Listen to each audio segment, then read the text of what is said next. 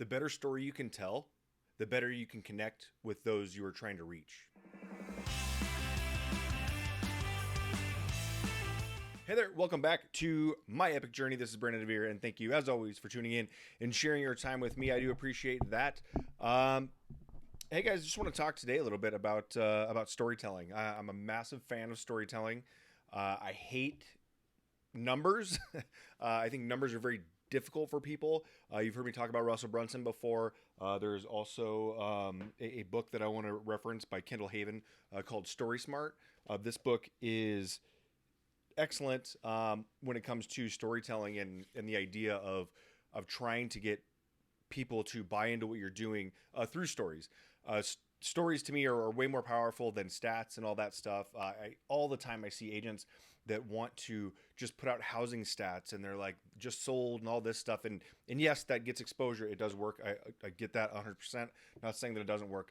But what I'm saying is that when you can connect with someone on a story or that's kind of why people want to get reviews and things like that. But they want to hear like the real story behind things where it's not just, hey, I'm so happy Brandon did awesome. He sold my house and got me money. Like that's good. But if you can, the more compelling story that you can get someone to tell, or you can tell on your own, the better off you're going to be, the better you can paint that picture. And one of the things in Story Smart, what it talks about in there is that, we have a bank of prior knowledge. And so when we try to talk to someone about something, we have to start at the same level because we have two different banks of prior knowledge. The best way I describe this is in our world, in the real estate world, we talk about the MLS. Like we all know what the MLS is. The MLS, it has to do with houses. Like that's what we're talking about. But if you're talking in a conversation that hasn't been brought up to speed, and you're having a conversation or telling a story and you just drop MLS, and you are talking to a sports fan, they might think that you mean Major League Soccer. So that's where the bank of prior knowledge. So this person here knows all sports, never looked for a home, didn't do anything at all, never checked that out, and you're just saying MLS as an acronym, and they are trying to make that connection. It's very difficult to make that connection when you're starting with a different bank of prior knowledge. So usually when you're getting somebody to get into what it is that you want or buy what you're selling, I guess, is it's very difficult to do that until you tell a better story than they already have in their mind. So for me, when I go talk to an agent about, hey, coming over and joining me at Epique Realty and what we're doing, they already have a bank of prior knowledge. They already have a story in their head about what it might be to be at a cloud-based brokerage, what it's like at the other cloud-based brokerages, why it won't work because somebody told them that it wouldn't work for some reason, right? And so now you have to kind of knock down those walls before they even those objections. You want to handle them like beforehand through story. And if you start, then this is where a lot of people get lost in these rev share models too. Is that what'll happen is we try to talk so much about the numbers. Russell Brunson, as I brought up earlier, he talks about, a confused mind always says no because they can't figure it. And that's what I've seen a lot of times happen when people are bringing up, certain numbers for like, and why rev share gets so jumbled and confusing is because people want to say, well, if you're bringing on this many and that many and this many, and then you go X here, X amount here, X amount there. And it makes it very difficult for people to understand, especially if you start putting out like astronomical numbers that people just can't relate to. And the best way for you to connect with someone is to create an affinity with someone that can relate to you. And that sometimes becomes a challenge because you want people to like kind of look up to you or want to work with you in a certain way. But what you can do is you can actually knock them out. Like if you overshoot, if that makes sense. So there's an agent that I knew a couple years ago, just crushing it on YouTube and Instagram and all that.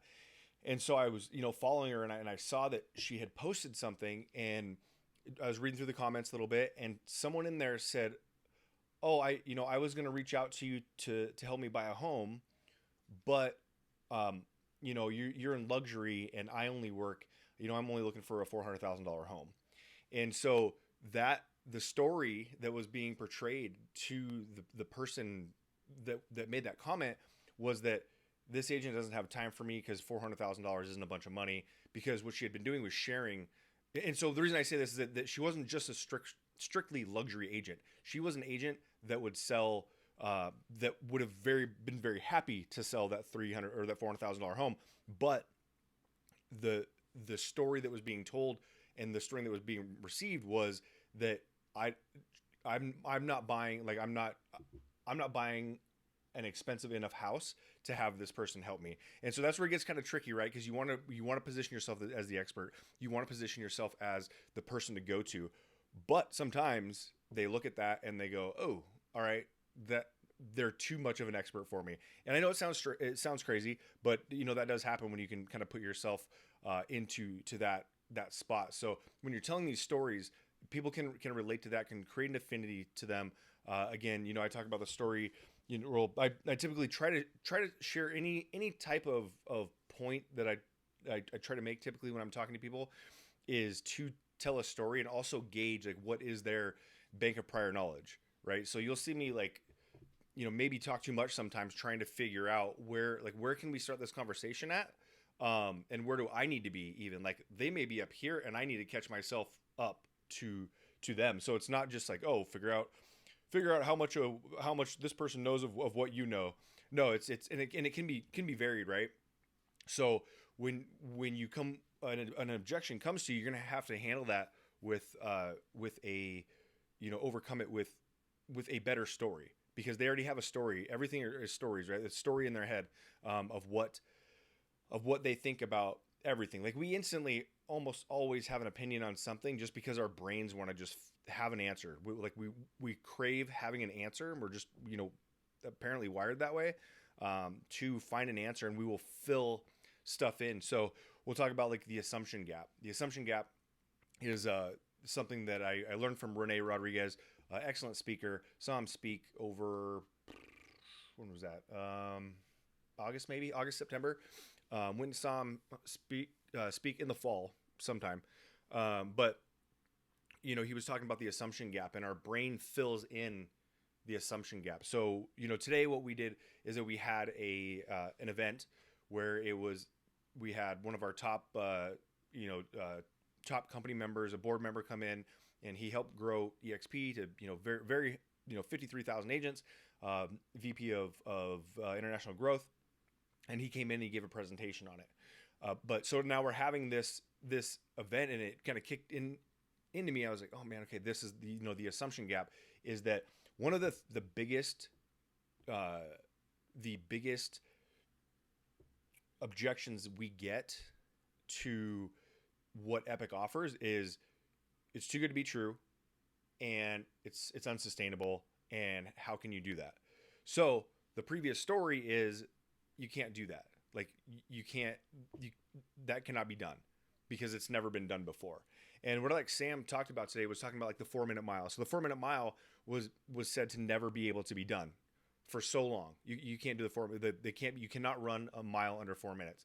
And then someone did it. I can't remember who it was off the top of my head, but someone did it, and then another person did it, and another person did it, and another person did it, and it just kept happening. Once it did happen, because the story went from you can't do it to the story is going, oh well, someone did do it, so now it is possible. So the assumption gap is kind of where you fill in the blanks to where this is not happening over at these brokerages. Nobody's ever done it before with all this stuff. At scale. So this stuff that Epique offers, I will say, can happen on kind of a smaller scale level. And I'm sorry, not can happen, has happened with smaller like boutique brokerages, very localized brokerages. But now it's happening at scale, which has never been done or been really tried before. So now when you're seeing this assumption gap come in, the story is saying this can't be done. So you fill in the blanks. Well, it doesn't compute, doesn't make sense, can't happen. So now what we need to do is come in and tell a better story of how it can work and why it is working. And so that's really what it is. It's more about the story. And yes, there's some supporting facts and statistics. Like that's my point, is that when you go look at, if somebody told you that it was a 4-bedroom, 2.5 bath, 2,000 square foot home with a pool, you're like, okay, yeah, those are the stats. But if you tell a story in there about, what, what you can, and relate it to, hey, this is a home where you can watch your baby's first steps, or something like that, where you're having, Thanksgiving, entertaining with the, friends and family, and you paint a picture of these like, of maybe not even a family, maybe it's not a family that's buying the house, maybe it's something else, but you're painting a picture for someone to envision them living in this house. Like, nobody paints a picture, they go 4-bedroom, 2.5 bath, 2,000 square feet, cool, that's what it is. And that's just the facts about it. But once you tell a story about it, same thing with the brokerage. Like, you can throw out number. Well, if you did this, you'd make this. You did this, you make this. You do this, you make this. But then you can tell a story. For instance, today, so before we even had our agent attraction class to kind of give an overview of what Epique actually is, we were all at a coffee shop. All the Epique agents already come in. We get together once a month, well, at least once a month, but we'll get together once a month, go over. Our broker came into town, and we kind of, hung out and got to know each other, a little bit deeper. When, again, cloud-based brokers, we aren't necessarily seeing each other on a daily basis. So when you do this, you have the opportunity to learn about people and know that they're not just a number in the brokerage. So same thing about that. Now you can share each other's stories and be able to get, share each other's stories in order to convey the message of what Epique is. And again, this is just back to me just talking about Epique in that way. But the idea is no different for you if you're recruiting to somewhere, or if you're trying to grow a team or anything like that. Like, giving out stats are great for most, but a lot of numbers typically confuse people. And so when you're sharing that story, share a story of why people should work with you. Share a story of, why you have, whatever it is, like why would somebody want to work with you, and share a story of who you are, not necessarily how many homes you sold, or how many clients you're working with, or whatever. Like, people enjoy hearing things. I told a story on here already a couple times about the story of my son with anxiety, and I had somebody reach out to me a year after I posted that podcast, and they resonated with him, and they felt compelled to reach out to me and be like, hey, how is he doing? Cheers from the Netherlands, like all the way across the world. Somebody wants to know how my son is doing because something resonated with them. Had zero to do with sales, had zero to do with stats. It was all story. So next time you're out and you're getting excited about something, or you see somebody that you like, or like, hey man, I'd like to work with that person, or I'd like to hang out with that person, or I like what they're saying, pay attention to their story and see what it is about their story, or if it is a story, or maybe I'm completely wrong and you're going to say, no, it's about stats. But anyways, I just wanted to end with that a little bit. Again, I'm very passionate about storytelling. I love hearing good story. Most people do. So if you can get good at storytelling, I would definitely check out this book, Story Smart. It's actually kind of expensive for it doesn't even say right here. I think it was like $45 or something like that. But kind of expensive for a paperback that's 165 pages long. So, but it's definitely worth every penny in the information that it gives you. So, all right, I will see you guys back in the next one. Have a great one.